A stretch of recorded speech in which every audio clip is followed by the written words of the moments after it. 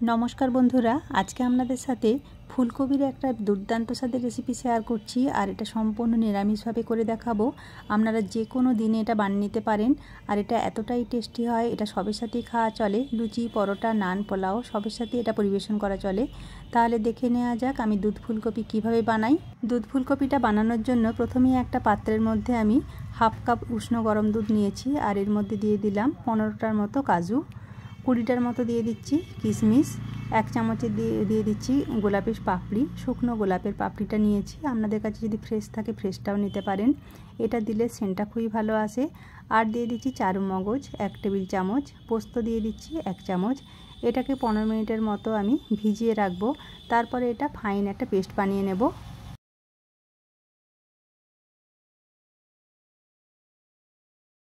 পনেরো মিনিট পরে এটাকে আমি পেস্ট বানিয়ে নিয়েছি। এবার এটাকে আমি একটা সাইডে রেখে দিচ্ছি।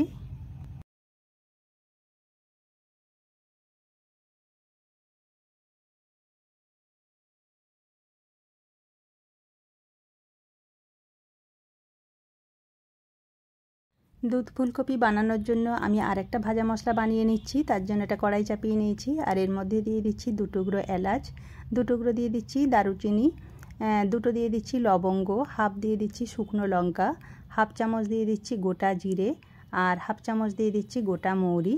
এটাকে একদম লো ফ্লেমে হালকা করে নাড়াচাড়া করে এটাকে আমি ভেজে নেব। একদমই মশলাটা পুড়িয়ে নেওয়া যাবে না, পুড়ে গেলে মশলাটা একদমই টেস্টি হবে না। এটাকে একদম লো ফ্লেমে জাস্ট এ থেকে একটা সুন্দর গন্ধ বেরোবে, তখনই এটাকে আমি একটা পাত্রের মধ্যে তুলে নিচ্ছি। নিয়ে এটাকে ঠান্ডা করে নেব। তারপরে এটাকে আমি একটা পাউডার বানিয়ে নিচ্ছি। ভাজা মশলা আমার একদম রেডি হয়ে গেছে। এটাকেও আমি একটা সাইড করে রেখে দিচ্ছি। এবার গ্যাসের ফ্লেমটাকে অন করে দিয়ে একটা কড়াই চাপিয়ে নিয়েছি। আর এর মধ্যে দিয়ে দিচ্ছি 3 টেবিল চামচ সর্ষের তেল। এই রেসিপিটা সর্ষের তেলে রান্না করলে খেতে ভীষণই টেস্টি হবে। তেলটা খুব ভালো করে গরম করে নেওয়ার পর ফুলকপিগুলোকে আমি ছেড়ে দিচ্ছি। এখানে আমি একটা মিডিয়াম সাইজের ফুলকপি নিয়েছি। আর ফুলকপিগুলোকে একটু ছোটো ছোটো টুকরো করে নিয়েছি।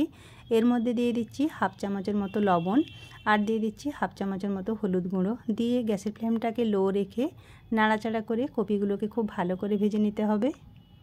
বন্ধুরা, আজকের রেসিপি ভালো লেগে থাকলে প্লিজ একটা লাইক দিতে ভুলবেন না। আর কমেন্ট করে অবশ্যই জানাবেন কেমন লাগলো।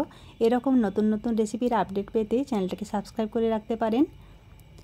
এখানে আমি ফুলকপিগুলোকে লো ফ্লেমে খুব ভালো করে ভেজে নিয়েছি। এবার একটা পাত্রের মধ্যে আমি এগুলোকে তুলে নিচ্ছি।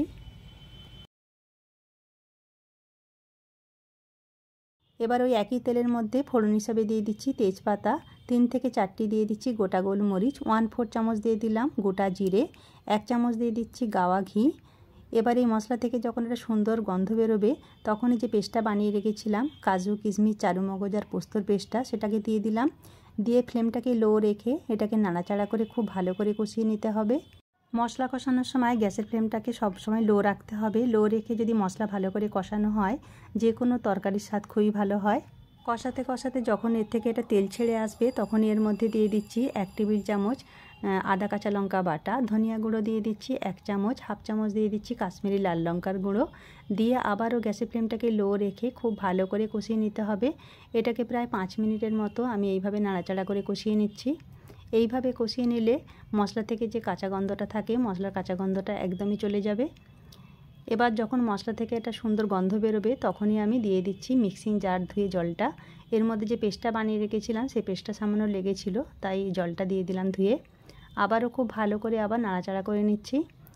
গ্যাসের ফ্লেমটাকে লো টু মিডিয়ামে রেখেছি এই পর্যায়ে। এবার এর মধ্যে দিয়ে দিচ্ছি সামান্য পরিমাণ লবণ। মশলাটা খুব ভালো করে আমার কষানো হয়ে গেছে। এবার আমি এর মধ্যে পরিমাণ মতো জল অ্যাড করব। যেহেতু ফুলকপিটা এখন আমার সেদ্ধ করা হয়নি, ওটাকে জাস্ট আমি ভেজে রেখে দিয়েছি, তার জন্য পরিমাণ মতো একটু জল দিয়ে দিচ্ছি। এবার যখন মশলাটা খুব ভালো করে ফুটে উঠবে, তখন আমি ফুলকপিগুলোকে দিয়ে দেবো। দিয়ে আবারও নাড়াচাড়া করে নেব মশলার সাথে। গ্যাসের ফ্লেমটাকে লো রেখে এটাকে চাপা দিয়ে আমি ফুলকপিগুলোকে খুব ভালো করে সেদ্ধ করে নেব। এবার যে হোলটা আছে সেই হোলটাকেও আমি একটা কাগজ দিয়ে এটাকে বন্ধ করে দিচ্ছি, যাতে এর ভেতর থেকে ভাপটা না বেরিয়ে আসে।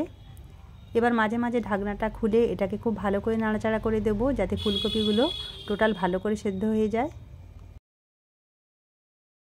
এইভাবে মাঝে মাঝে ঢাকনাটা খুলে আমি নাড়াচাড়া করে নেব, তাহলে ফুলকপিগুলো খুব সুন্দরভাবে সেদ্ধ হয়ে যাবে। আর এর মধ্যে আমি একটা কাঁচা লঙ্কাকে চেরাই করে দিয়েছি। দিয়ে আবার ওইটাকে আমি চাপা দিয়ে সেদ্ধ হতে দেব। কপিগুলো খুব সুন্দরভাবে সেদ্ধ হয়ে গেছে। এবার আমি যে ভাজা মশলাটাকে করে রেখেছিলাম সেই সব ভাজা মশলাটা আমি অ্যাড করে দিলাম। মশলার সাথে কপিটাকে আবারও খুব ভালো করে মিশিয়ে নিচ্ছি। এবার এর মধ্যে স্বাদ অনুযায়ী দিয়ে দিচ্ছি সামান্য পরিমাণ চিনি। চিনিটা অবশ্যই দেবেন, তাহলে টেস্টটা খুবই ভালো আসবে। দিয়ে আবারও সব শুদ্ধ ভালো করে মিশিয়ে নিচ্ছি। এর থেকে বেশি আর ঘন করব না। দুধ ফুলকপি আমার একদম রেডি। এটা ভীষণই টেস্টি হয়, আপনারা অবশ্যই ট্রাই করবেন। যে কোনো নিরামিষ দিনে আপনাদের সকলের খুবই পছন্দ হবে। এটা লুচি, পরোটা, নান সবের সাথে খেতে ভীষণই ভালো লাগে।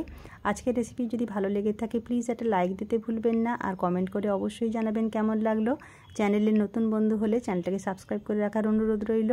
আবারও দেখা হবে এরকমই কোনো নতুন নতুন রেসিপি নিয়ে। সবাই ভালো থাকবেন, সুস্থ থাকবেন। ধন্যবাদ।